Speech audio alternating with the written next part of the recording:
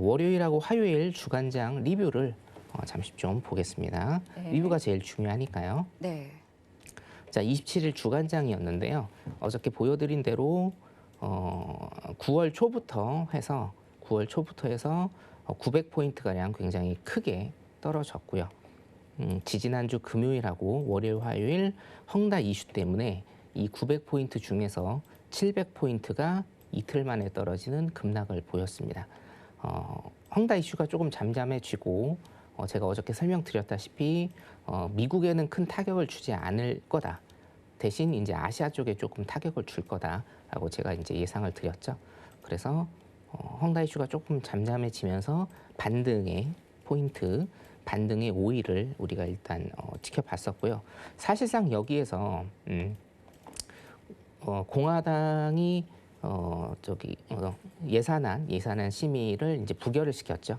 우리나라 말로 표현을 하자면 예산안 심의를 부결을 시켰는데, 그래서 박스장으로 조금 갈 거라는 예상을 좀 깨고 오늘 굉장히 급락을 또 하고 있는 모습을 보이고 있습니다. 사실상 이게 굉장히 큰 이슈인데 여기에 대해서 제가 조금 모르시는 분들을 위해서 쉽게 조금 설명을 드린다라고 하면, 미국은 회계연도가, 우리나라 같은 경우에는 회계연도가 1월 1일에서부터 12월 31일까지인데요. 미국 같은 경우에는 9월 말일 날 끝납니다. 10월 1일부터 새로운 회계연도가 시작이 되기 때문에 9월 말일까지 어떤 예산안 심의라든가 회계에 대한 이런 컨퍼런스가 다 마무리가 돼야 됩니다. 그리고 10월 1일부터 또 시작을 하는 이런 시스템으로 구축이 돼 있는데, 지금 사실은 앵커께서 말씀하셨다시피 치킨 게임이 너무 조금 심한 게 아니냐라는 그런 생각이 들 정도로 공화당에서 아무런 표를 주지 않고 액션을 반대적으로 지금 취하고 있는 그런 상황입니다. 쉽게 말씀드리면 지금 우리나라 대한민국하고 미국하고 조금 이 예산안 심의에 거의 비슷한데요. 조금 다른 점이 하나가 있다라고 하면, 미국은 한 해에 쓸 수 있는 그 부채가 딱 고정이 돼 있습니다. 22조 달러로 고정이 돼 있고요. 22조 달러를 원화 가치로 환산을 하게 되면 2경 5천조 정도 됩니다. 이경이란 단어가 여러분들 굉장히 좀 생소하실 건데 거의 이제 조 단위이지 않습니까? 2경 5천조 안에서 정부 예산안, 정부 부채가 다 해결이 되는데, 지금 뉴스에 나온 걸로 보면 28조까지 올랐다고 합니다. 28조 5천억 정도. 28조까지 올랐기 때문에 이 나머지 6조 이상의 심의를 거쳐야 되는데, 이거를 이제 공화당 측에서 부결을 시킨 거고요. 그러면 우리가 이제 셧다운과 디폴트에 대해서 제가 잠깐 조금 설명을 드릴게요. 디폴트와 셧다운은요, 사실상 반대되는 개념이라고 좀 생각을 하시면 되고요. 디폴트와 셧다운 두 가지가 굉장히 부정적인 의미이기 때문에 이것을 같은 의미로 조금 생각을 하시는 분들이 계신데, 디폴트는 그 말대로 채무 불이행 상태가 되는 겁니다. 돈을 갚지 못하는 상태가 되는 거고, 이 디폴트, 채무 불이행 상태로 가지 않기 위해서 하는 게 사실은 셧다운이라고 생각을 하시면 돼요. 셧다운의 사전적 의미는 문을 닫는 거지 않습니까? 무슨 문을 닫느냐라고 하면, 디폴트라는 거는 우리가 채무 불이행 상태, 원금과 이자를 갚지 못하는 상태거든요. 그러면 원금과 이자를 갚게 되면 이 디폴트 상태로 가지 않게 되죠. 당연히. 그렇기 때문에 개인이라고 한다라고 하면 뭐 은행에서 다른 대출을 받는다라든가 카드론을 쓴다라든가 어떻게 자금을 마련해서 원금과 이자를 갚아서 개인적인 디폴트 상태를 벗어나게 됩니다.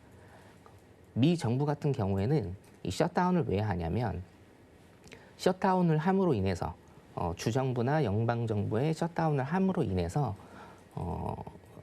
쉽게 얘기하면 공무원들을 무급휴가를 보내는 겁니다. 그래서 공무원에 대한 연금 지급이나 월급 지급이나 이런 거를 안 하게 되고요.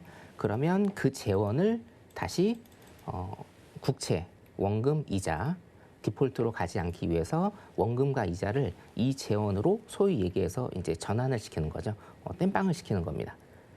그렇기 때문에 디폴트로 가지 않기 위해서 셧다운을 시행을 하는데, 사실상 디폴트나 셧다운 얘기는 거의 매년 나오고 있어요.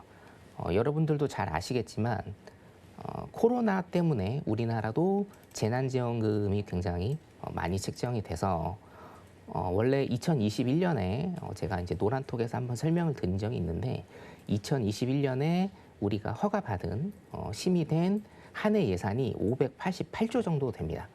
588조의 예산 중에서 추경으로 계속적으로 재난지원금이 지금 늘어났던 것이고 미국도 사실은 마찬가지입니다. 미국도 22조라는 그 재원 안에서 그 부채 한도 내에서 이 돈을 쓰지를 못합니다. 항상 오버가 되거든요.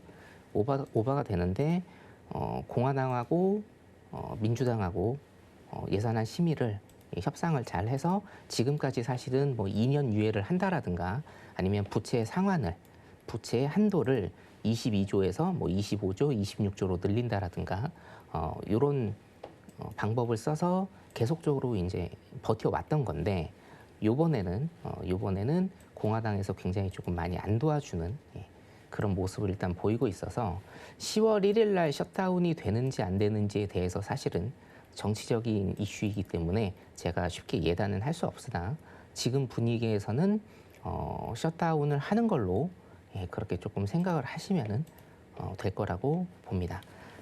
그래서 우리나라 국내 시장을 좀 한번 볼게요. 코스피 선물이 오늘 404.90에서 마감을 했습니다. 404.90에서 일단 마감을 했는데 제가 굉장히 많이 강조를 드렸죠. 자, 여기 보시면 기술적 분석으로만 제가 계속 말씀을 드렸습니다. 큰 이슈들이 지금 안 나오고 있었기 때문에 이 당시에 기술적 분석으로만 말씀을 드리면 요거는 페이크 차트일 가능성이 굉장히 크다. 하방으로 갈 페이크 차트일 가능성이 굉장히 크다라고 말씀을 드렸고요.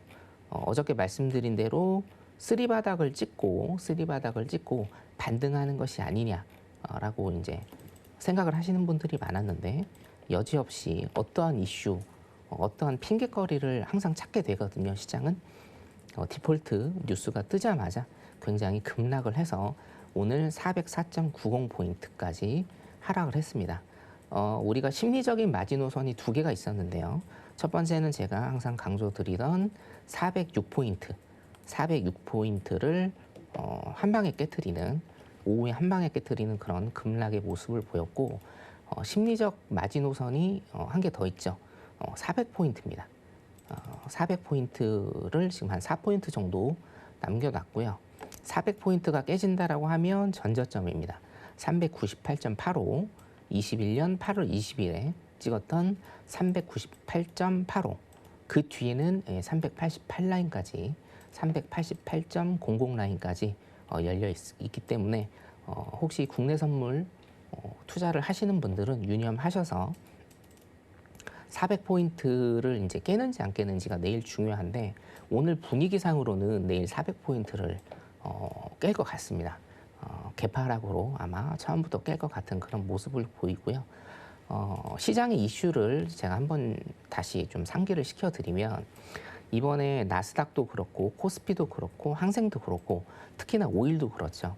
오일도 여러 가지 이슈가 있었지만 한 2달 정도, 한 달 이상 그 이슈가 묻히면서 횡보와 박스를 그리다가 어떤 힘을 받아서 지금 위쪽으로 치고 가는 그런 모습을 보이는데 항상 그렇습니다. 이슈는요, 이 디폴트 이슈도 사실은 매년 거의 매해 우리한테 이슈를 던져줬지만 이것을 어떻게 우리가 받아들이느냐, 시장 참여자들이 어떻게 그것을 받아들이느냐에 따라서 시장의 판세가 굉장히 많이 왔다 갔다 하는 이런 모습을 보이는데 이번 디폴트 뉴스 같은 경우에는 헝다 사태도 있고 헝다 사태는 제가 말씀드렸다시피 아시아 시장에는 타격이 굉장히 조금 될 거다라고 제가 말씀을 드렸고요.